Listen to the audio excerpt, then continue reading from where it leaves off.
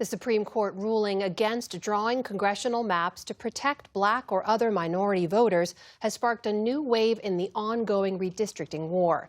Our congressional correspondent Lisa Desjardins joins me now. She's back at the super screen for a look at where things stand. So Lisa, walk us through it. How has the map changed in the last month? I mean, this is a historic moment in terms of how we draw our political lines. It could easily become a blur. So let's start, first of all, with where this is happening. Let's go back, even a whole month ago. This is what the map looked like. You see these 4 states that were redrawing toward Republicans' favor, 2 that had maps that were moving toward Democrats' favor. You can notice these were all over the country. Then something happened 2 weeks ago. We saw action in Virginia. Voters there passed a Democratic-leaning map. And in Florida, the governor and legislature moved to put in place Republican-leaning maps. That was 2 weeks ago. Then we had last week's Supreme Court decision. Look at how this changes things. Now we have 4 more states interested in remapping. And look at that shape. It used to be this debate was spread out all over the country, but now we see a real focus on one region of the country, the South. That is the where. Now let's talk about what this means. All of this remapping is really about just changing the odds. It's not a guarantee of picking up seats, but let's talk about how those odds could play out. First of all, these are the states that have new maps in place right now. This is the maximum amount of seats Republicans can gain, the maximum for Democrats. Essentially, it's a wash, especially because many of these Republican seats are more risky. They're going to be harder for Republicans to pick up. Now, let's add in if those 4 states in the conversation because of the Supreme Court do redistrict, what happens? Look at this.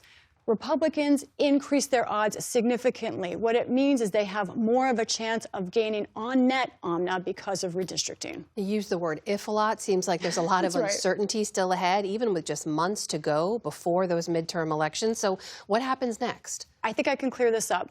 Think of the states in play right now in 2 ways. First, the states that are having court battles. I want to focus on 3. The state of Virginia. We're waiting on the state Supreme Court to rule on the map there. Florida. Florida has a law banning partisan gerrymandering. So no surprise, there are lawsuits there. We'll watch courts. Now, Louisiana, how about this?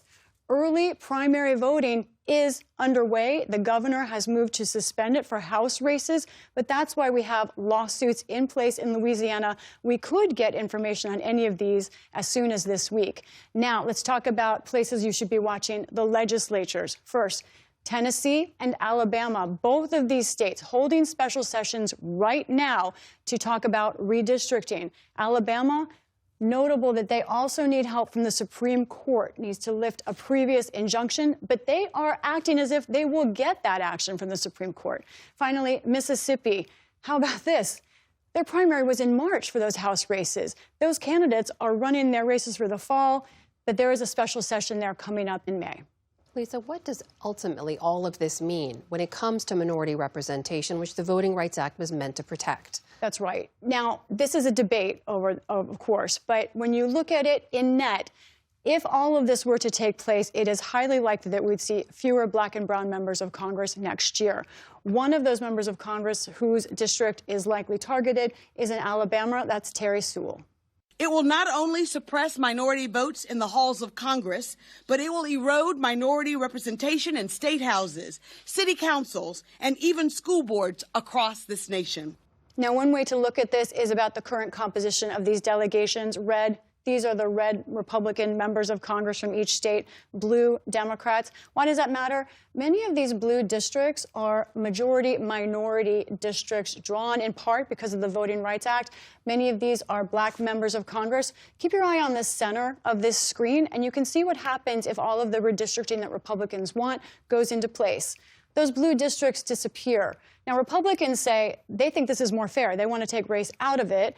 And they say they would like to recruit. They're hopeful that perhaps they can get some Black and brown candidates. But if they don't, those who support the Voting Rights Act say this would be a historic shift. We would see far fewer Black and brown members of Congress. Perhaps the red and blue balance might not change, but the balance in terms of who is in Congress by race could. Now, you'll continue to follow this story in the weeks and months ahead. Lisa Desjardins, thank you very much. You're welcome.